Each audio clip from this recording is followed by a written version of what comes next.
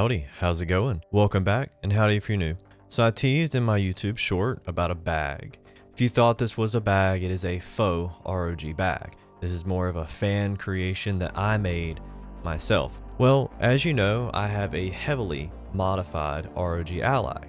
And one of the downsides to that, in which I have done with the fan mod, is finding a case that will work perfect without having to take my fan off. I wanted a case that would allow me to drop my ROG Ally in, my controller, and a ton of other devices without actually having a briefcase or a huge case. This is maybe a little bigger than what most people would want, but in my opinion, it's perfect. It's got a handle.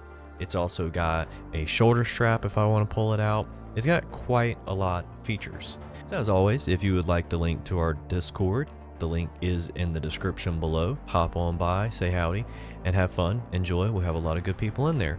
So let's hop right on in. So here's how I came about getting this bag. This bag is actually a cooler. It came from Walmart, of all places. So yes, you can get an ROG Ally bag at Walmart. It just might not say ROG Ally on it yet. So it's actually a Coleman bag, which is in the camping section. If you go to the back of your store where the camping section is, on the back wall, you should find these for about 20 bucks. What you'll have to do is either use your imagination and create it how you want, or use it as is. It does come with these little pull string zipper thingies, and I basically just untied them and added these little ROG flight tags, which these ROG flight tags came out of motherboards that I own. So this came out of a white Z690, and this came out of my Maximus Hero Z690. So I just added them on with the keychains. This I removed with a razor blade. It was stitched into right there. I added this sticker, and yeah, let's get on into what is inside the bag. It's jam-packed. So in this top pocket, it's kind of tight, but you can fit quite a bit. I can actually fit one of these Pokemon tins, and inside of here I have a lot as well. So I've got my handy dandy ROG flash drive. This I can use on my dock. This actually came with my Maximus Z690 Hero motherboard, and I use this to flash my BIOS. But I could use this for pretty much anything. I've got a spare memory card with the full-size adapter. I don't usually use the memory card much anymore, but it's great to have one on standby.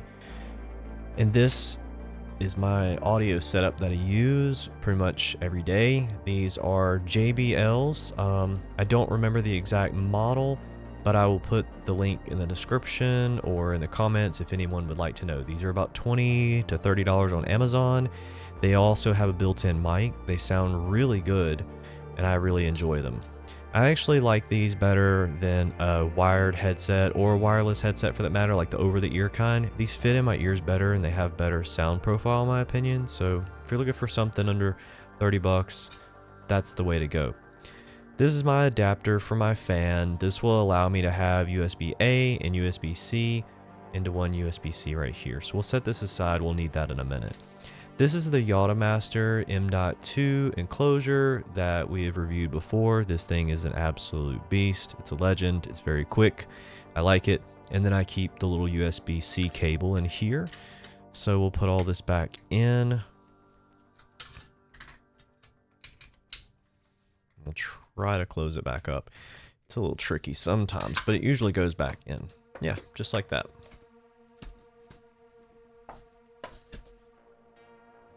Alright, so we'll zip that up, and now we're going to open up the main compartment, and I'll show you what's inside of here.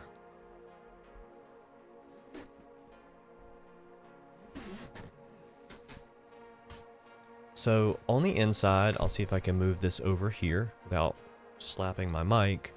So as you can see, you've actually got a little zipper pouch, and you can tell this was a cooler. But the cool thing about the cooler, no pun intended, so the cool thing about the cooler is that foam actually operates as more like foam what a regular case would have. So it's more in line with a case, but it's just not called a case, it's called a cooler. So in here, you'll see a ton of stuff. It's very well packed, but everything fits like a glove.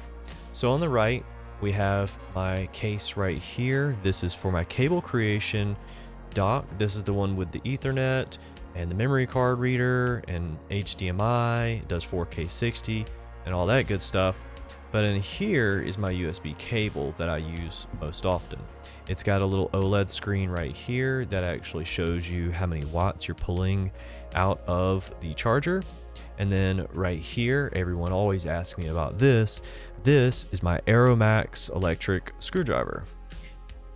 I'm using some mismatched bits because I've lost some of them, but that's it right there. Backwards and forwards, and you can change the settings. It does have a light. It's about 40 bucks or so on Amazon. Make sure you check the description if you would like to buy it. There is usually a coupon code or some type of sale going on. No, it's not an ROG, just I broke the glass. It does have some type of glass cover on it, but I broke it, so I put that sticker over to protect my sausage fingers from getting cuts. This is the mouse that I use with my ROG Ally typically.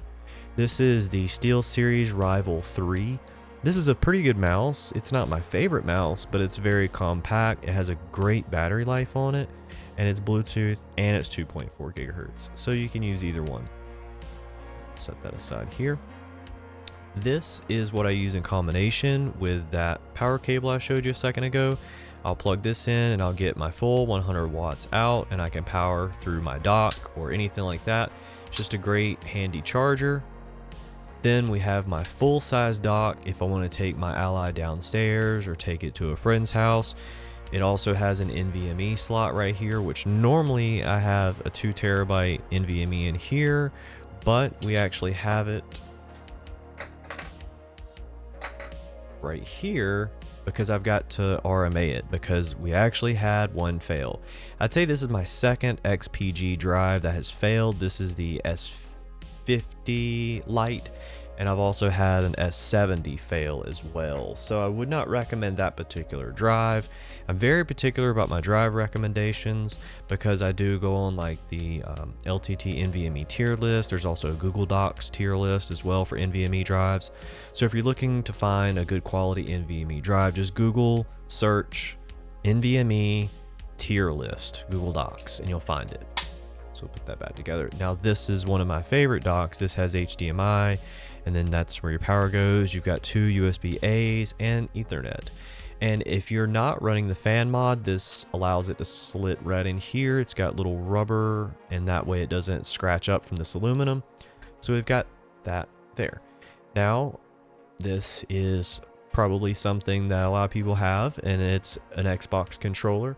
This particular one is the Xbox Elite Series 2. If you saw one of my shorts, you'll see where I broke one of these in half with a hammer, and that's because it got joystick drift. And I followed a lot of guides and I watched a lot of videos, and yeah, it's not as easy as what you would think. The videos do not express how difficult these are to take apart. Some of them come apart pretty easy, most of them do not. So if you are looking to repair your joystick drift, just buy the whole board replacement and don't try to replace just the joystick itself. It's not worth it. So there's that. Set that aside here. Now this bag right here, I believe, is what came with my Strix P2 power supply. It's not enough on the length, but it does give some sort of protection. So we'll slide this out of here, and you can see my Abomination mod right here. And that plugs in like so. I have finally shortened the cable so it does not, look as bad as what it used to. Still looks pretty bad in most people's opinion, but in my opinion, it looks great. And some others, it looks great as well. You can see my NVMe heatsink mod kind of peeking through here a little bit. Yes, I did cut, as you've seen before, a huge hole in it. Does it work? Yes. We're working on that video now. I'm trying to partner up with another content creator in our handheld gang that is going to hopefully be able to pass along his stock temps for third-party verification. That way you have a good, perfect side-by-side comparison of what stock versus modded is. I'll give you a little example. When I'm playing Modern Warfare on this setup right here, my temperatures are in the 60s. So just letting you know, 30 watt, maxed out, all sliders to the right, CPU boost on, 59 to 65 Celsius is what I'm getting on the APU. I'm telling you, it works. Whether anybody wants to admit it or not, that's fine. It is what it is. My memory card reader, yes, it still works, but I always keep a spare in my case just in case anything happens to it. That way I have something to, copy files back and forth for emulators and stuff like that. I don't think it's ever going to fry, especially based on the mods I've done with like my thermal pads up underneath the fan housing that go over top the power delivery. And then this fan right here keeping all of the power delivery and the motherboard and everything else. Very, very cool. So other than that, you've seen most of my other mods in my other video, like my 3D printed backplate buttons right here. There is a version 2 that is going to come out soon. I did talk to the guy who made these, and he said stay tuned for that. I'll try to print those out when they happen. But yeah, you put this in either way that you want. If you are not running mods, you can actually put this in just like this and close it up and go about your day.